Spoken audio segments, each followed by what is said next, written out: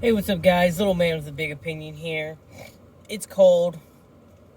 I've got the heater in the car, warming myself up while I wait on the wife to close up the shop.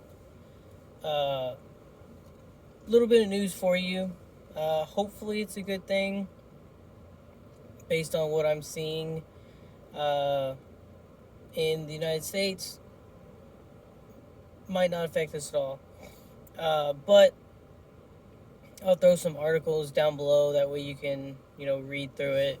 Maybe I forget something because I don't have, notes sitting in front of me or my computer to read it off of. But in Britain, they are ending lockdowns. They're ending uh, vaccine mandates.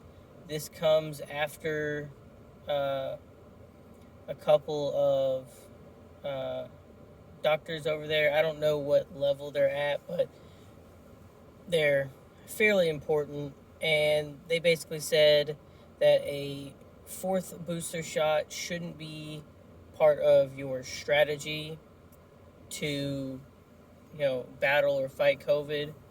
Uh, and this has come after, a lot of doctors have said that this is probably something that's going to stick around. It will, peak at certain times of the year, similar to the flu.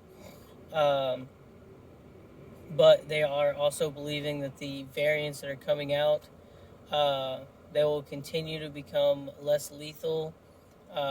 And at the moment, they're fairly contagious. Uh, but they think the big doom and gloom is gone. They essentially said most young, healthy people should be able to, completely go back to work and just follow simple hygiene, washing your hands, staying home when you are sick, uh, and taking care of yourself. And those that are, you know, immunocompromised, older, extremely young, those are the people, we should worry about. And when I did a video the other day, um, complimenting Mike Rowe on his analogy that he used, it's very fitting that it's coming out of Britain first, out of the major countries. Because if you haven't checked out that video, basically his analogy was, in the beginning of the Battle of Britain during World War II, the Germans were, you know, bombing a lot of British cities. And essentially, they wanted to destroy the morale, destroy infrastructure, and get them to bow out. And in the early days of it, every time you heard a siren go off, you just stayed underground. You sent your kids further north. That way, they didn't have to deal with it. You kept them safe. And after a certain amount of time, they basically told their country, look, this is going to happen. We're doing what we can to mitigate it. But if we hide in our shelters and subway stations until it does end, uh, then we're going to wither away and die. So they had to go back to work even though bombs were still falling, uh, and you just dealt with it.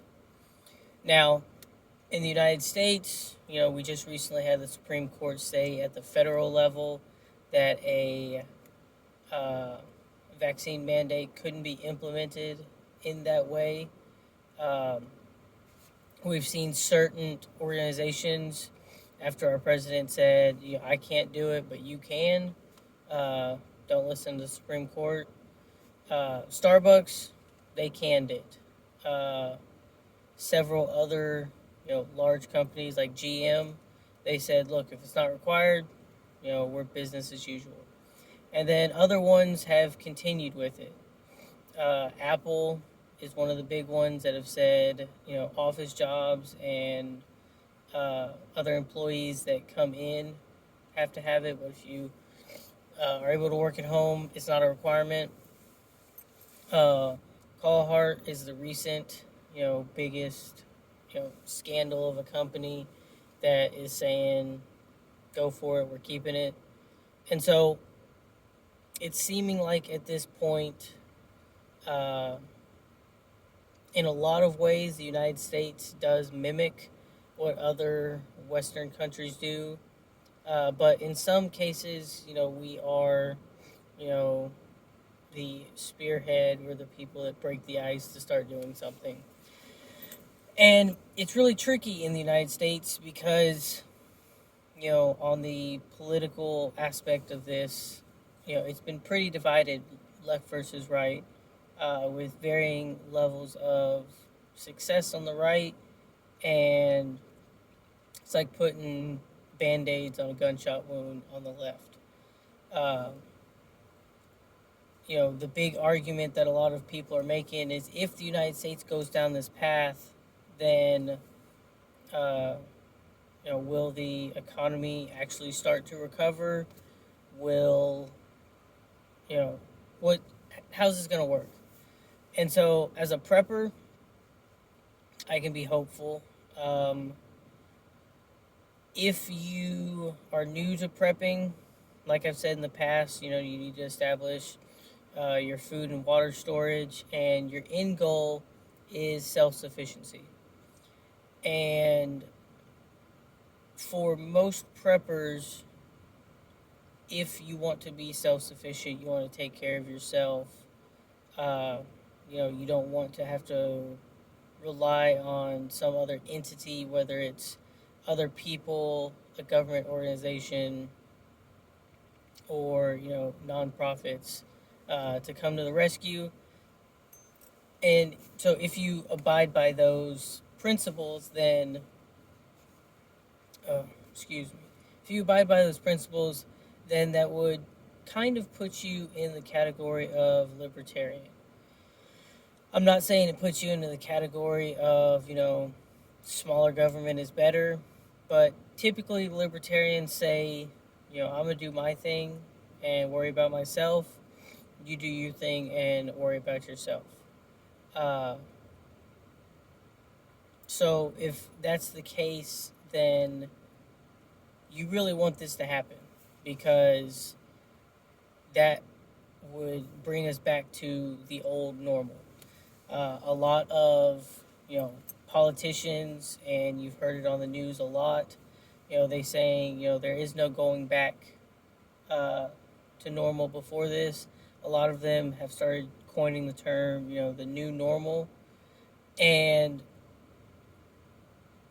in reality, if roughly 50% of the country um, does not want to you know function with the new normal, then there's going to be issues.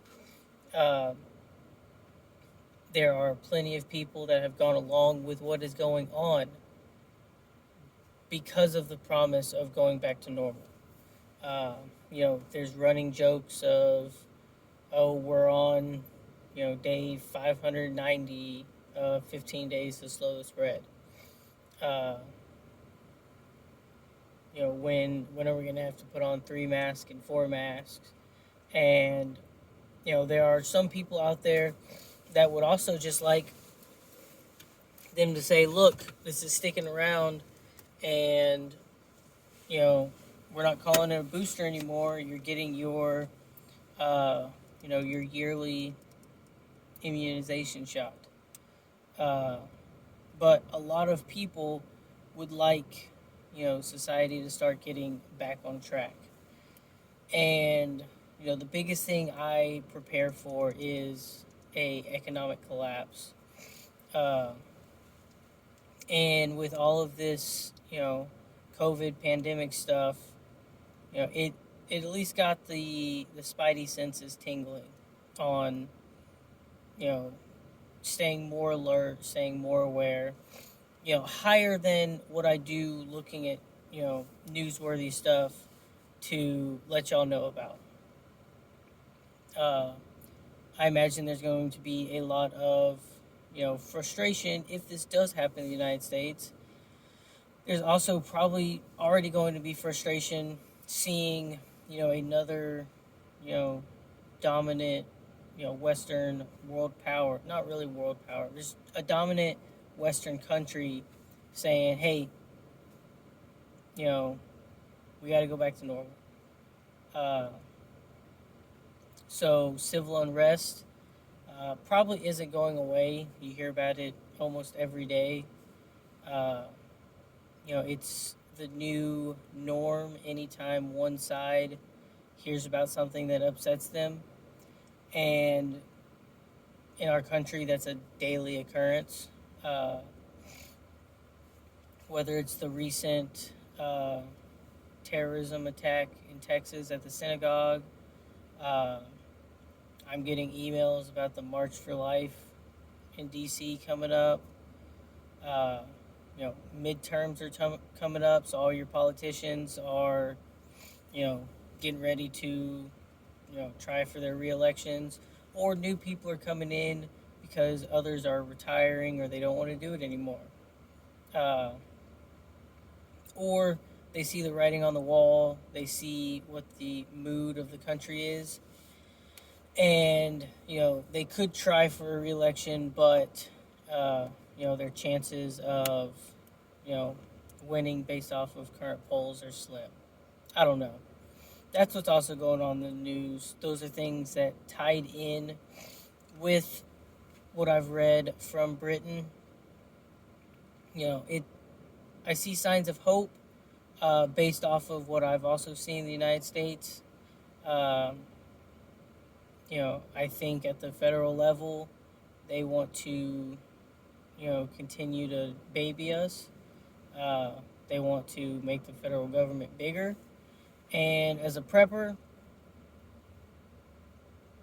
I'm not really about it. And other preppers probably shouldn't or aren't about it because, at some point someone passed a law saying you can't collect rainwater. And that law exists in several states and several areas. Um, if you want to be self-sufficient and you can't collect rainwater and you don't have access to put in a well, uh, then that affects your prepping strategy. That compromises your prepping strategy, and you shouldn't be about it. In certain municipalities, you have to have permits for livestock, whether it's large livestock or small livestock. You got to have permits to plant trees. I'm glad I don't have the tree permit. And I don't have to have a permit for my livestock.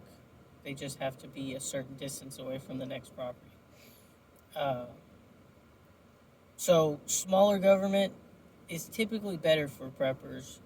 Uh, and what smaller government also does is those of you that are getting into prepping or you've already gotten into prepping, then you'll know that if there's not a safety net there to catch you, then you need to create your safety net.